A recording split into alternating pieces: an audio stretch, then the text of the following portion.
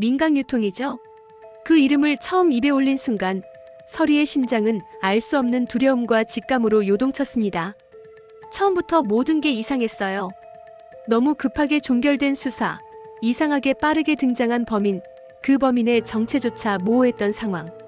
미소가 피범벅이 되어 쓰러졌던 그날 이후 서리의 머릿속에는 수천 번도 넘게 같은 질문이 맴돌았습니다. 도대체 누가 왜 우리 미소에게 이런 짓을 한 거야?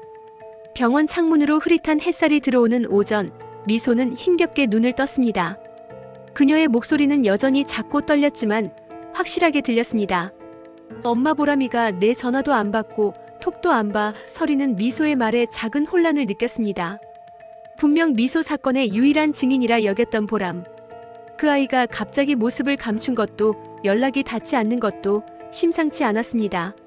서리는 미소의 손을 꼭 잡고 조용히 속삭였습니다. 괜찮아.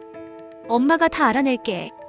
무슨 일이 있었는지, 왜 이런 일이 벌어진 건지 반드시 밝혀낼 거야. 그날 오후 서리는 보람이 다니는 학교로 향합니다. 수업이 끝나고 나오는 보람을 붙잡자 그녀는 놀란 듯 눈을 동그랗게 뜹니다. 하지만 곧 고개를 푹 숙이고 중얼거립니다.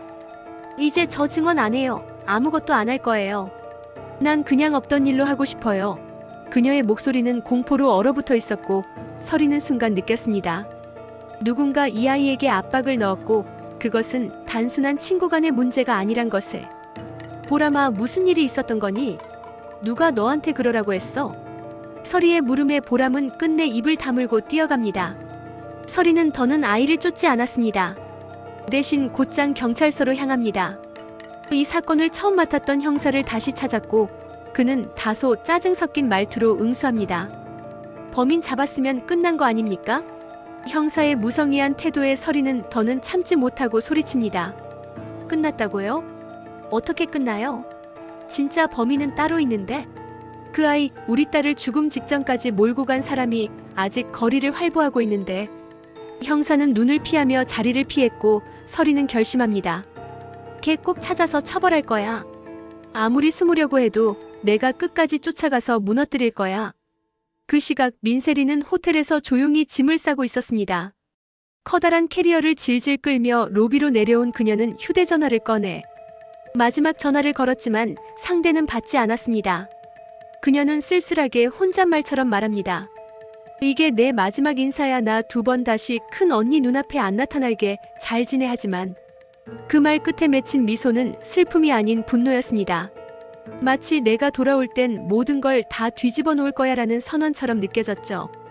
반면 태경은 점점 가까워지고 있었습니다. 오래전 부모님이 당했던 의문의 교통사고. 그 실체를 파헤치기 위해 그는 사고 당시 신고를 받고 출동했던 경찰 출신의 은퇴자를 어렵게 찾아냈습니다. 한 허름한 공터에서 마주한 중년의 남자.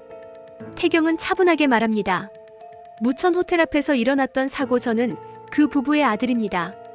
제가 아버지와 어머니가 왜 그런 일을 당했는지 알고 싶습니다. 남자는 처음엔 망설였지만 태경의 눈빛 속 간절함에 마음을 열기 시작합니다. 그때 현장은 이상했지. 사고라기엔 너무 의도적이었어. 특히 블랙박스 영상이 누락됐고 목격자가 다들 입을 닫았지. 그 말 한마디에 태경의 온몸에 전율이 돕니다. 누군가 의도적으로. 그는 그날의 기록들을 다시 떠올리며 퍼즐 조각을 맞추기 시작합니다. 한편 선재와 경채는 한적한 레스토랑에서 와인을 기울이며 대화를 나누고 있었습니다. 선재는 조용히 경채를 바라보다가 말을 꺼냅니다. 우리의 관계가 남자와 여자로 발전할 수 있을까요? 경채는 그 말을 곱씹으며 잔을 들어 마십니다. 생각보다 위험한 사람이네, 김선재. 그녀의 말에는 거절도 긍정도 없었지만 그 밤의 공기에는 분명 묘한 흐름이 감돌았습니다. 다시 경찰서를 찾은 서리는 담당 형사를 향해 소리칩니다.